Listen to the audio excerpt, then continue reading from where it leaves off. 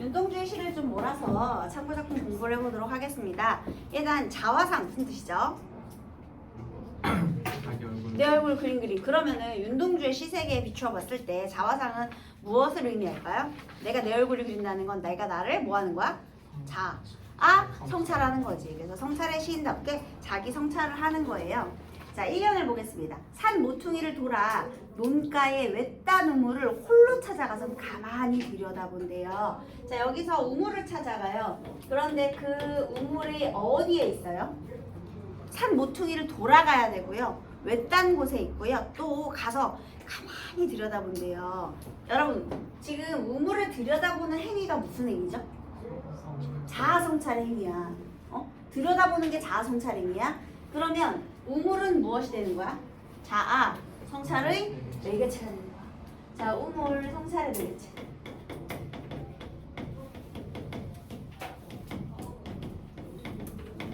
그런데 여기에서 우리가 좀 눈여겨봐야 될 점은요. 이 화자가 성찰하는 태도가 어떤지를 알 수가 있는데요. 조심스럽게 멀리 떨어진 곳에 가서 가만히 들여다보죠. 어떻게 하는 거예요? 신중하게, 그지? 조심스럽게. 그래서 이 성찰의 태도는요, 신중하고 조심스러운 태도로 이루어져 있어요. 자, 이연을 봤더니요, 그 우물 속에 어떤 게 있는지 한번 보는 거야.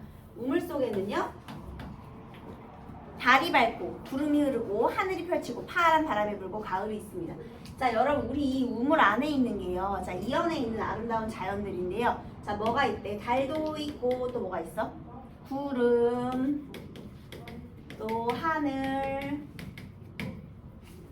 파란 바람, 그리고 가을.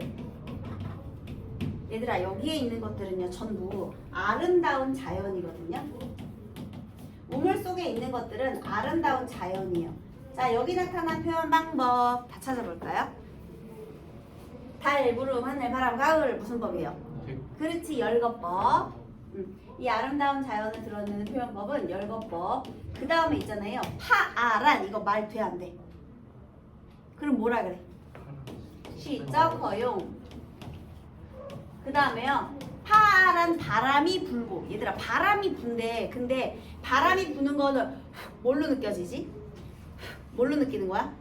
촉각. 그런데 바람이 어떻다? 파랗다. 그럼 뭐예요? 촉각의 시각화. 그래서 감각의 전이까지. 촉각의 시각화까지. 파란 바람이 불고. 이 아름다운 자연 속에는 이런 것들이 있대요. 자, 지금 얘네는 너무나 조화롭고 아름다운 자연이에요. 자, 우리가 여기서 조심해야 될 포인트가 뭔지 아세요? 너네들이 시험 문제를 풀 때 나는 맞다고 생각하고 문제를 풀었는데 자꾸만 틀려. 네 생각으로 문제 푸니까 틀리지. 내가 그 얘기 맨날 하지. 우리 여기에 있는 문맥적 의미에 따라 해석을 해야지 본인의 생각에 따라 해석을 하면 틀리는 거예요. 자, 그러면 문맥적으로 해석해야 된다? 분명히 우물 속에 있는 얘네들 다 아름다운 것들이라고 했지. 자, 그렇다면 여러분이 생각하는 가을의 이미지 뭐예요? 쓸쓸해. 그지? 그치만 이 시에서도 가을은 일제강점기의 암담한 현실이나 쓸쓸함 이런 것들과 관련이 있어요? 아니, 우물 속에는 이렇게 예쁜 것들이 있대. 그러니까 그냥 아름다운 자연일 뿐이야. 여기서 과대 해석을 하면 안 돼요.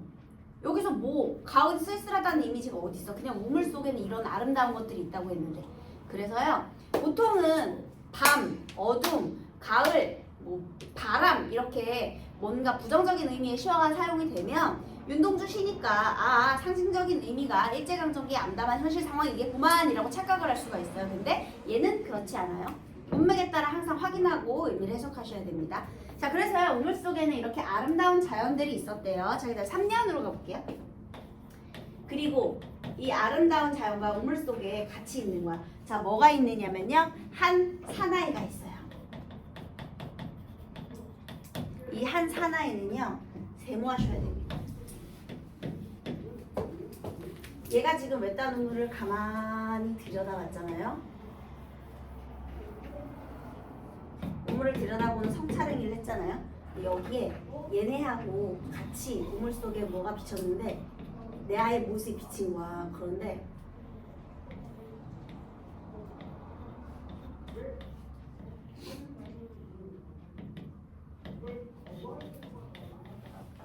여기에 한 사나이의 모습이 비친 거예요. 여러분 사나이 몇 인칭 표현이죠? 3인칭. 근데 사나이가 말하는 게 지금 누구야? 화자 자신. 나 자신을 내가 비친다라고 하지 않고 왜 한 사나이가 비친다라고 3인칭으로 표현했을까? 성찰의 태도가 어떻기 때문에? 객관적이기 때문에. 자, 그런데요. 이 사나이가 보였는데 지금 이 사나이에 대한 나의 태도 볼까요? 어쩐지 그 사나이가 미워져 돌아갑니다. 화자는요. 이 사나이에 대해서 지금 어떤 태도를 느꼈느냐? 미움을 느꼈어요. 그러면 내 자신이 싫은 거지. 자, 왜 싫은지를 한번 보셔야 돼요. 여기에요. 이 아름다운 자연과 어울리지 않는 한 사나이거든요. 이 한 사나이는요. 식민지 지식인으로서 살아가는 자기 자신. 너무 초라한 거야. 마음에 안 들어. 왜냐하면 우리 동주의 그 시나리오에서 봤겠지만 뭔가 적극적으로 하지도 못하고, 그지? 그 다음에 내가 하고 싶은 거 다 충분히 못하고 자꾸만 강요받고, 그러니까 식민지 시대에는 괜히 태어나가지고 이렇게 불쌍하고 초라하게 사는 내 자신이 마음에 들지 않는 거예요. 그래서 자, 여기는 지금 아름다운 자연과 한 사나이가 서로 조화를 이루지 못하고 이렇게 부서져 있어요. 그지? 그래서 얘는 좋은데 한 사나이는 미운 거야. 얘는 좋은데 얘는 미워. 그래서요. 자, 여기도 연구분이 되어 있죠. 이 한 사나이는요. 현실적인 자아인데요.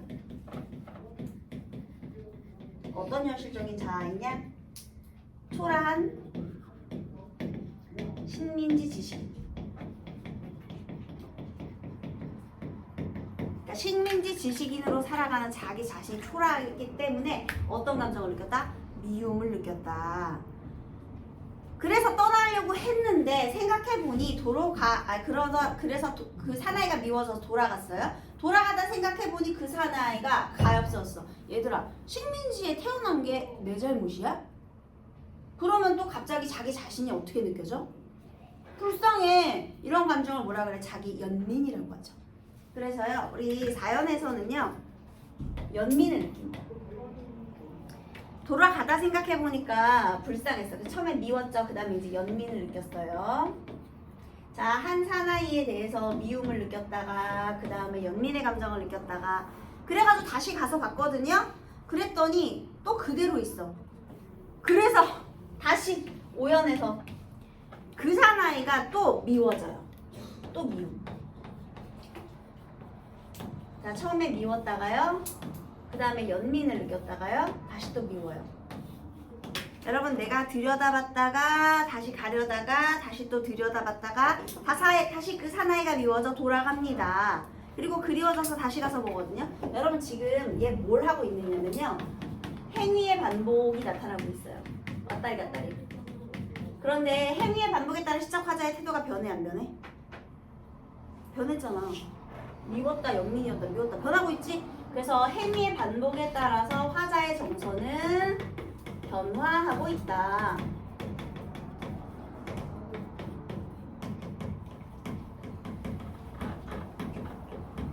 여러분들이 만약에 영화 감독이라고 생각하고 얘를 영화로 촬영한다 그러면 공간 이동 있어요? 없어요? 그냥 뭐 집에 있다가 뭐 우물에 있다가 저기 산에 올라갔다 강가에 갔다 이런 게 아니잖아. 그냥 배경은 우물가 옆 딱 한 번이야. 그러면 공간의 이동에 따라 시상이 전개된다. 어때? 안 되는 거야. 얘 공간이 변하잖아. 선생님 왔다리 갔다리 했잖아요. 배경 자체는 우물가 하나예요. 왔다리 갔다리 했다는 건 행동이 반복되고 있는 거죠. 그래서 행위의 반복에 따라서 시적 화자의 정서나 태도는 변하고 있지만 공간의 이동은 없습니다. 그 다음에요. 얘가 이제 다시 그 사나이가 미워져서 또 갔거든요. 그런데 돌아가다 생각해보니 그 사나이가 그리워졌어요. 자, 그리움이라는 건 과거를 떠올린 거죠. 윤동주가 처음에는요. 그냥 열심히 했겠지. 뭐든지 뭐 공부도 열심히 하고 그 다음에 우리 현실을 걱정하는 것도 열심히 하고 과거에는 어땠을까? 순수하게 열심히 했겠지. 니네 시험 공부 시작할 때도 마찬가지야. 그냥 열심히 해야지. 그리고 처음엔 순수하게 열심히 해요. 그러다가 계속 공부를 하다 보면 왜 내가 공부해야 돼? 왜 내가 이렇게 날씨 좋은 날 학원에 앉아서 수업을 듣고 있어야 돼? 아니 왜 수행평가 준비하고 난 잠도 못 자면서 게임도 못 하는데 친구도 못 만나고 공부 왜 해야 돼? 점점 잡생각이 많아지죠. 그럴 때 해결책을 제시했어요. 얘가 그냥 닥치고 공부하래요. 그냥 잡생각하지 말고 옛날에 처음에 순수하게 그냥 공부했던 과거에 순수했던 모습을 되찾으시래요, 여러분. 그래서 다시 돌아가다 생각해보니 그 사나이가 그리워집니다. 자, 그럼 여기에 누가 그리웠느냐? 그 사나이가 그리웠거든요. 그럼 이 그 사나이는 6년에 나오는 그 사나이예요. 다시 볼까요? 자, 이제 이 우물 속에는요, 달이 밝고 구름이 흐르고 하늘이 펼치고 바람이 불고 가을이 있고까지는 아름다운 자연 똑같죠? 뭐하고 똑같아? 이연과 똑같죠? 지금 이 부분하고 이 부분이 똑같잖아요. 그죠? 그리고 또 누가 있어? 이번에는 추억처럼 사나이가 있습니다. 아까 그리워졌던 그 사나이 여기 있네. 얘들아, 이 사나이는 동그라미 해야 돼요. 얘는 이상적인 자아. 과거에 그냥 순수했던 그런 이상적인 자아가 되겠습니다. 그래서 여기에 자아 분열이 있고요. 그 다음 자아는 화해를 했을까요? 두 자아는요? 여기 잘 보면 처음에 우물에는요, 얘가 이렇게 갈라져 있었죠. 그런데 얘가 지금 2년의 모습이라고 한번 생각해 보세요. 2년과 3년의 모습. 그런데 여기 6년의 모습을 생각해 보면 이제는 달부터 가을까지 있고 그 사이에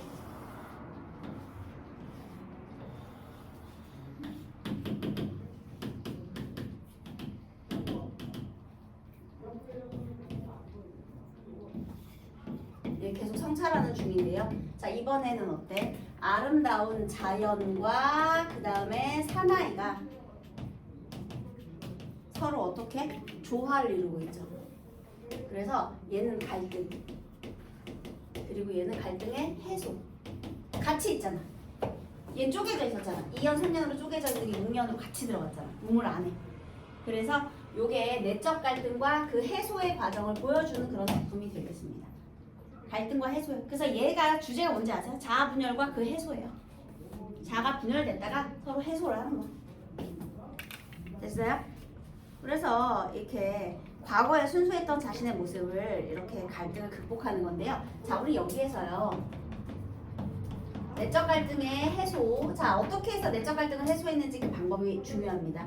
결국은 자기애 또는 자기 긍정을 통한. 그죠?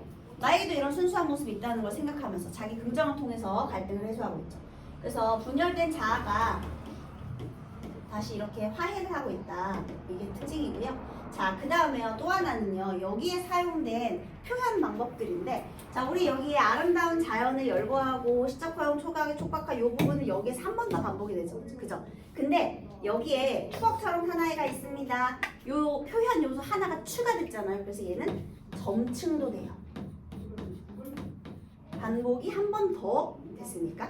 그래서 표현 요소가 하나 늘어났기 때문에 점층적인 방법도 되고요. 그 다음에 2년과 6년, 물론 맨 처음은 아니에요. 그런데 이 부분에 그냥 들어가는 성찰 시작 이렇게 본다면 얘하고 얘는 2년과 6년의 반복 및 변주 이렇게 보통은 확인을 하는데 얘를 좀 변형된 수미상관으로 봐도 나쁘지 않아요.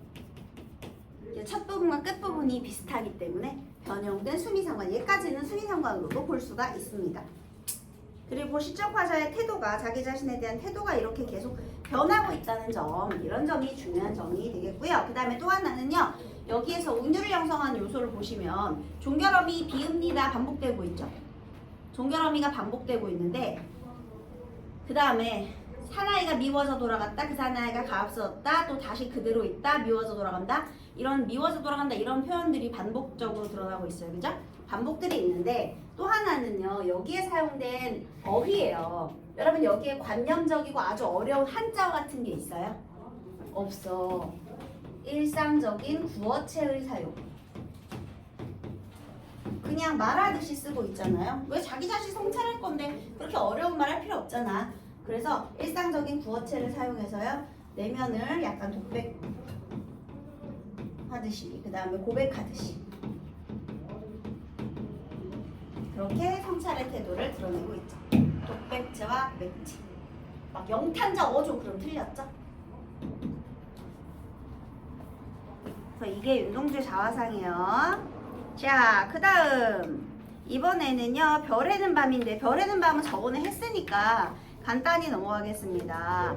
여러분 계절이 지나가는 하늘에는 가을로 가득 차 있습니다. 이번엔 가을이에요. 근데 이때의 가을은 조금 쓸쓸합니다. 그런데요 일단 이 쓸쓸한 계절에 나는 지금 아무 걱정이 없어요. 가을 속에 별들을 헤아릴 거예요. 그런데 가슴 속에 하나둘 새겨지는 별을 헤아리지 못하는 이유가 있어요. 첫 번째, 쉬이 아침에 오는 까닭 뭐죠? 현실적으로 시간적인 제한이 있으니까요. 그리고 내일 밤이 남은 까닭 이건 뭐예요? 여유가 있어. 내일 밤에 또 하면 돼. 오늘 꼭 다 안 끝내도 되거든요. 그 다음 아직 나의 청춘이 다하지 않은 까닭이다. 수많은 미래가 있다. 아직 미래에 희망이 있으니까. 그러니까 여유도 있고 미래에 희망도 있고 마음의 여유도 있고. 그래서 지금 다 못 헤아린다고 해도 나중에 헤아려도 되는 거야. 그쵸? 그 다음에 가슴 속에 하나둘 새겨지는 그 별의 의미는 뭐냐면요. 별 하나의 추억, 사랑, 쓸쓸함, 동경, 시, 그리고 어머니. 자, 우리 여기 나타난 것들 전부 화자가 그리워하는 대상들이죠. 자, 그런데 여기에 동일한 식구의 반복, 열거, 반복과 열거는 똑같이 사용이 되고 있습니다. 자, 근데 갑자기 여기 오연에서요, 이제 호흡이 변화하죠. 산문적인 리듬으로. 어머니, 나는 별 하나의 아름다운 말 한마디씩 불러봅니다. 수학교 때 책상을 같이 했던 아이들의 이름과 폐, 경, 옥 이런 이국소리들의 이름과 여러분 윤동주 고향이 어디였다고요? 만주. 그러니까 이렇게 중국 그러니까 조선족 이런 여자애들이 있었겠죠. 그래서 좀 이름도 독특하고 또 벌써 아기 어머니가 된 계집애들의 이름과 뭐 첫사랑도 생각날 수 있고요. 가난한 이웃 사람들의 이름, 소외된 사람들에 대한 그런 의식이 있겠죠. 비둘기, 강아지, 토끼, 노새, 노루, 프랑시스 짬, 라이너 마리아 릴케 이런 시인의 이름을 불러봅니다. 여러분 프랑시스 짬하고요 릴케는요 힘든 현실을 극복하고 자신만의 시세계를 구축한 시인들이란 말이에요. 그런데 윤동주에게 있어서 이들은요 그리움의 대상이에요. 왜냐? 그 뒤를 보면 이네들은 너무나 멀리 있대요. 자, 그럼 여러분 동일시하고 있다 하면 돼, 안 돼? 응? 프랑시스 짬, 라이너 마리아 릴케 이거 동일시의 대상이다, 돼, 안 돼? 안 돼. 너무 멀리 있다니까. 거리감을 느끼고 있다니까. 그래서 그리움의 대상이다, 동경의 대상이다까진 괜찮은데요. 그리움인데 지금 이 추억과 현실은 거리감이 있어요. 너무 멀어. 별이 아스라이 멀듯이. 그런데 여러분 또 우리 백석의 흰 바람벽이 있어 라는 시를 보시면은요. 걔가 하얀 벽에다가 자신의 의식을 투영하거든요. 그런데 내가 왜 이렇게 쓸쓸하게 살아가는가. 사실 나는 하늘의 사랑을 받아서 그렇다. 하늘의 사랑을 받는 것들은 가난하지만 높은 정신세계를 가지고 태어났다. 왜? 백석도 창씨개명 거부하고 교사직 때려쳤거든요. 창씨개명 거부하고 때려쳐서 힘들게 살고 있는데 어쩔 수 없지 뭐 나는 높은 정신세계를 갖고 태어났으니 이런 생각을 하는 거거든요. 근데 거기에 얘네가 나와요. 도연명, 프랑시스 짬, 라이나 마리아 릴케가 나오거든요. 근데 걔네가 그러하듯이 나도 그러하다. 그래서 그때는 동일시의 대상이에요. 그게 차이점이에요. 백석의 시에 나타나는 요 똑같은 시인인데 그때는 동일시의 대상이지만 여기는 아니다 하는 거. 왜? 거리감이 있어. 그 뒤에 있잖아. 너무나 멀리 있다고. 별이 아스라이 멀듯이. 그래서 지금 이상향이 너무 멀리 느껴진다 이런 뜻이 되겠습니다. 자, 그리고 또 하나 멀리 있는 사람. 어머님 그리고 당신은 멀리 북간도에 계십니다. 그죠? 나는 무엇인지 그리워 많은 별빛이 내린 언덕 위에 내 이름자를 써보고 흙으로 덮어버렸습니다. 여러분 자화상에서 우물을 들여다보는 게 자아성찰의 행위였죠. 이 시에서는 자아성찰의 행위가 무엇일까요? 언덕 위에 내 이름자 쓰기. 이름을 쓴 거야. 원여지 이렇게 이름을 쓴 겁니다. 그래서 이름을 쓰는 행위가 자아성찰의 행위가 되겠어요. 그런데요, 자아성찰의 결과 내가 어떤 감정을 느꼈길래 흙으로 덮었을까? 부끄러워. 왜 부끄러워? 이러니까 신이지은 시 속에서 내가 뭐 적극적으로 하는 것도 없이 초라하게 살고 있으니까 지금 현재. 그래서 얘가 부끄러움을 느꼈어. 그래서 부끄러워서 덮은 거야. 아직은 뭐를 못했으니까. 나는 밤을 새워 우는 벌레는 부끄러운 이름을 슬퍼하는 까닭입니다. 그리고 또 무슨 생각을 했느냐? 얘들아 밤을 새워 우는 벌레. 밤 이제 암담한 현실 상황이에요. 어둠을 슬퍼하는 벌레. 자, 벌레가 누구야? 화자지. 그러면 벌레는 그냥 벌레인데 밤을 새워 우는 벌레가 부끄러운 이름을 슬퍼한다. 누구의 감정이 자연물에 투입된 거예요? 화자의 감정이 자연물에 투입이 되었죠. 그래서 감정이 이입된 대상이 있네 여기에. 별에는 밤 하고 있어요. 자, 그래서 이렇게 벌레도 자연물입니다. 자연물에 화자의 정서가 투영되었다. 맞는 소리고요. 이 밤이라는 암담한 현실 속에서 부끄러운 이름을 슬퍼하고 울면서 산대요. 그러면 부끄러운 이름을 슬퍼한다. 결국은 뭐 하는 거예요? 적극적이지 못했던 자기 자신에 대한 반성이 드러나는 거죠. 그래서 부끄러움도 느꼈고 자신의 그런 적극적이지 못한 삶에 대한 반성의 태도가 드러났죠. 슬퍼요. 반성이에요. 그러나 겨울이 지나고 나의 별에도 봄이 오면 아까 전에 가을이 지나가고 있거든요.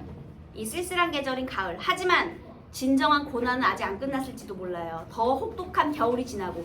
하지만 언젠가는 봄이 오겠죠. 지금 아직은 멀리 있는 별인데요. 그 별이 우리 조국이라고 해보세요. 지금은 멀게 느껴지지만 그 별에도 봄이 온다면, 즉 봄이라는 건 조국의 광복을 의미하겠죠. 그래서 광복이 온다면 무덤 위에 잔디가 피어나듯이, 자, 무덤 죽음이죠. 잔디 생명이죠. 그래서 이렇게 죽음에서 생명이 부활하듯이 지금은 내가 아무것도 하지 않아서 이름을 묻어버린 이 현재의 언덕, 내가 소극적으로 대응해서 좀 부끄러웠던 이 언덕에도 나중에 봄이 된다면 자랑처럼 풀이 무성할 것입니다. 그러니까 앞으로 어떻게 살겠다는 거야? 광복을 위해 열심히 노력하며 살겠다는 의지가 드러나는 거죠. 그래서 봄이 오면 풀이 무성할 것이다. 한마디로 내가 풀이 날 수 있게 열심히 노력했기 때문에 봄이 온 거예요. 그래서 여기서는요, 자기 희생적 태도, 선구자적 태도, 의지적 태도가 드러나는 겁니다. 그래서 현재 과거, 그 다음에 또 현재 미래, 이런 시간의 순서도 기억해 두세요. 처음에 현재 했다가 과거 추억 떠올렸다가 또 현재 너무 멀리 있다고 생각했다가 나중에는 미래까지, 이런 식으로 감정이입을 통해서 드러내고 있어요. 그래서 과거, 현재, 미래, 물론 순행적 구성이라고는 하면 안 되지만요, 시간 순서는 조금 얽혀 있습니다. 자, 그래서 저번에 했던 거 한번 정리했고, 그 다음에 윤동주의 서시, 얘도 저번에 했었죠. 윤동주의 서시도요, 어떻게 해요? 죽는 날까지 하늘을 우러러 한 점 부끄러움 없기를, 잎새 있는 바람에도 나는 괴로워했습니다. 자, 여러분, 여기에서요, 성찰의 매개체 무엇일까요? 하늘입니다. 이번에 성찰의 매개체는 하늘이요. 헉, 세상에, 하늘은 저렇게 한 점 티끌도 없이 푸르는데 나는 지금 어떻지? 이렇게 성찰을 하게 되는 거예요. 윤동주의 서시. 어? 동주 아예 안 들어가요? 네. 동주 빠졌어? 1, 2단원만 하는 거야? 네. 시에서? 하지 마세요. 이제 보세요. 그래서 이렇게 하늘을 우러러 한 점 부끄러움이 없기를. 자, 그러면 얘가 잎새 있는 바람에도 괴로워하면서 치열하게 아주 순수하고 고결한 삶을 살려고 노력을 했어요. 그러니까 굉장히 엄격한 윤리의식을 자기 자신에게 반영하면서 치열하게 산 거죠. 근데 여기 삼행의 바람은요, 내적인 갈등과 시련이라고 했었죠. 내부적인 요인이에요. 그래서 이상과 현실 사이에서 갈등이 있었겠지. 그치만 내가 그걸 극복하면서. 자, 여기는 이제 과거고요. 자, 그 다음 별을 노래하는 마음으로 죽어가는 걸 사랑해야지. 그리고 나한테 주어진 길을 걸어가야겠다. 이건 미래가 되겠습니다. 그죠? 그래서 별을 노래하는 마음이라는 것은요, 별은 하늘에 있는데 아까 하늘은 절대적인 거잖아요. 그렇기 때문에 순수함을 사랑하는 것, 즉 죽어가는 것을 사랑하는, 우리 백성들을 위한, 우리 조선인들을 위해 희생하는 삶이 되겠습니다. 그래서 선구자적 태도, 자기 희생적 태도. 주어진 길을 걸어가야겠다. 자기 희생의 의지가 드러나네요. 그치만 오늘 현재 밤에도 여기도 암담한 현실 상황이 있네. 그 하늘의 별은 바람에 스치고 있어요. 얘들아, 요 마지막 행에 있는 바람은요, 내적인 시련이 아니라 뭐예요? 외부의 시련이죠. 별을 흔드는 거니까. 그래서 일제의 탄압이 되겠네요. 그래서 이렇게 또 의지적인 내용을 얘기했고요. 자, 그 다음에 쉽게 쓰여진 시 이거 보도록 하겠습니다.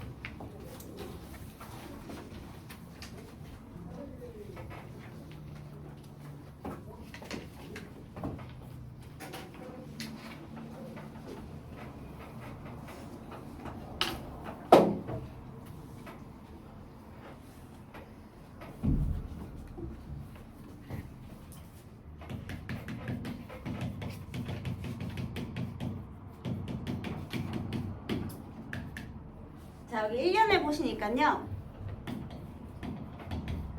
창밖에 밤비가 속살거려 육첩방은 남의 나라. 얘들아, 육첩방이 뭔지 아세요?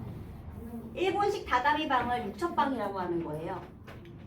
지금 육첩방 일본을 말하는 거죠. 당연히 남의 나라겠죠. 우리 시나리오에서요, 정지용이 일본으로 가면 어떻겠냐, 유학을 가면 어떻겠냐 권유를 했잖아요. 그래서 결국은 창씨 개명을 하고 일본에 가게 되거든요. 갔어요. 지금 일본에 간 거야. 그리고 창밖에는 밤비가 속살거리고 있어요. 속살거린다는 건 속삭인다라는 거거든요. 이거 의인화된 표현이고요. 밤에 비가 내려요. 암담한 현실 상황입니다. 하강의 이미지도 있고요. 그리고 여기서요, 밤비가 나한테 속살거리는 것 같은 느낌이 든다라는 건, 너 창씨 개명하고 일본까지 와서 뭐 하고 있는 거야? 지금 어떻게 살고 있는 거야? 마치 나에게 말을 거는 것처럼 느껴지거든요. 그래서요, 이 밤비로 인해서 성찰에 빠져들게 되는 계기가 되는 거야. 성찰의 계기야. 이번에 이 밤비가 나에게 말을 걸어줘서 속삭 말을 걸어서. 자, 그래서 이제부터 얘가 성찰의 시간이 되었고요. 자, 육첩방은 남의 나라. 일본에게 주권을 빼앗겼는데 일본에서 유학생활 중인 자기 자신. 자, 그래서 1년의 내용은요, 암담한 현실 인식이에요. 암담한 현실에 대한 인식. 일단 1년은 그렇습니다. 시인이라 슬픈 천명인 줄 알면서도 한 줄 시를 적어볼까? 자, 이제 시를 적어볼까? 이게 이제 성찰하는 행위가 되겠죠. 시를 통해 성찰 한번 해보자. 근데 시인은 왜 슬픈 천명이에요? 의열단원이 아니잖아요. 총쏘기를 가르치는 게 아니니까 적극적이지 못하고 소극적일 수밖에 없는 게 시인이죠. 자, 땀내와 사랑내 포근히 풍긴 보내주신 학비 봉투를 받아 대학 노트를 끼고 늙은 교수의 강의를 들으러 간다. 지금 내가요, 자, 이제 시 쓰기를 한번 해보자 라고 했어요. 그런데요, 어떻게 살고 있는지 성찰 한번 해볼까 했더니 보내주시는 학비 봉투를 받기만 했어. 수동적이죠. 그래서 가족들의 사랑, 그게 학비 봉투인데요, 그것을 받아서 늙은 교수의 강의를 듣고 있어요. 자, 지금 나 어떻게 살고 있느냐? 수동적이고 무기력한 삶의 태도를 가지고 있는 거예요. 그리고 왜 늙은 교수의 강의냐면요, 현실과 동떨어졌기 때문에. 뭐 천부인권 사상이라든지 만민평등 사상 이런 거 가르쳐야 되는데 제국주의 배우고 있으니 되겠냐고. 그래서 이렇게 늙은 교수의 강의를 들어가는 자기 자신의 모습을 성찰하는 거예요. 그 뒤에 문 좀 닫아주세요. 생각해보면 어린 때 동무들 하나둘 죄다 잃어버리고, 그치, 같이 독립운동 한 애들 점점 사라지고 있을 거 아닙니까? 또 변절한 친구들도 있을 테고요. 상실감이 느껴지네요. 나는 무엇을 바라고 나는 홀로 침전하는 것일까? 그래서 지금 이때 나는요, 홀로 침전 중이에요. 침전이 뭐냐면 가라앉는 거거든요. 얘들아, 가라앉으려면 하강이죠. 가만히 있어야 돼요. 그래서 이때 나는 현실적 자. 아까 자화상에 있던 초라한 식민지 지식인, 바로 그 모습입니다. 그래서 똑같이 여기까지는요, 내가 일본에까지 와서도 수동적이고 무기력한 삶을 살고 있구나를 깨닫게 되는 거예요. 그래서 인생은 살기 어렵다는데 시가 이렇게 쉽게 쓰여지는 것은, 인생이 살기 어렵다? 식민지 시대니까. 그런데 내가 이렇게 쉽게 하는 것은 부끄러운 일이야. 결국 어때요? 시대적인 고민 없이 시를 쓰면 안 되는 거야. 부끄럽다는 걸 깨달은 거죠. 그쵸? 그래서 결국에는 성찰의 결과 이 수동적이고 무기력한 태도에 대해서 뭐 하는 거니? 부끄러움을 느끼고 반성을 하게 되는 거죠. 치열한 시대의식에 대한 고민이 없는 자신을 반성했어요. 자, 그래서요, 여기에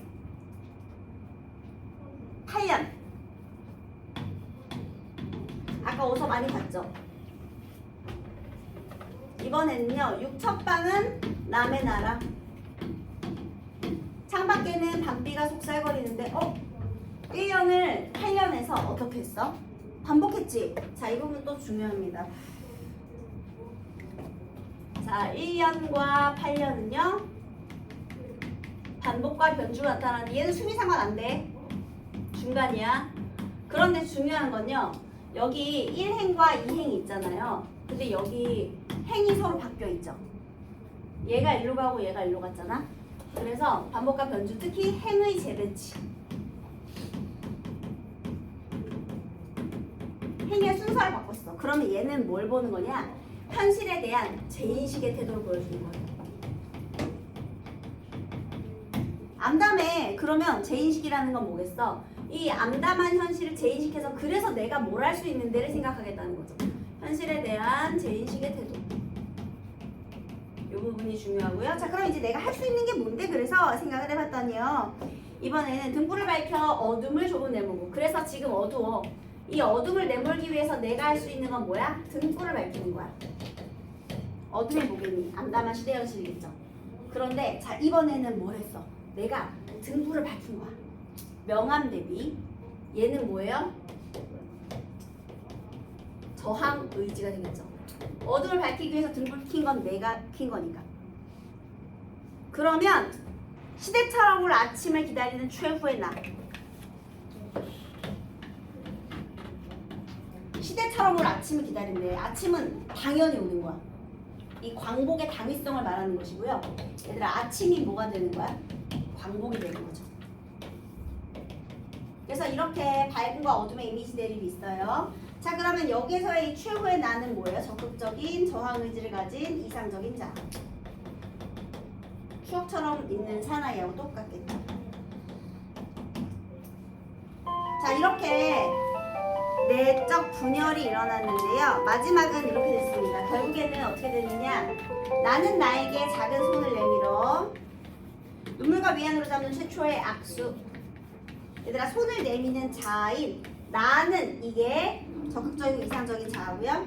나에게 이게 현실적인 자아예요. 순서 잘 보세요. 처음에 나온 나가 이상적인 자아, 그 다음에 나는 나에게 손을 내밀었죠. 손을 내민 자아가 적극적인 자아예요. 그래서 눈물과 위안으로 잡는 최초의 악수. 어머나, 여러분 지금 이거 뭐예요? 얘도 똑같이 마찬가지로 자아 분열과 무엇을 다루고 있죠? 파해. 자와 사가 똑같이 분열된 자의 파해가 나타나 있죠. 그리고 특히 얘는요, 이렇게 저항 의지가 직접적으로 표출되고 있어요. 그 다음에 밝음과 어둠의 이미지 대립도 있고요. 이런 것들이 중요한 특징이 되겠습니다. 게다가 여기 중간에 반복과 변주를 통해서 현실에 대한 제인식의 태도도 드러내고 있고요. 자, 성찰의 결과 이런 의지를 가지게 되었다, 이렇게 보시면 되겠습니다.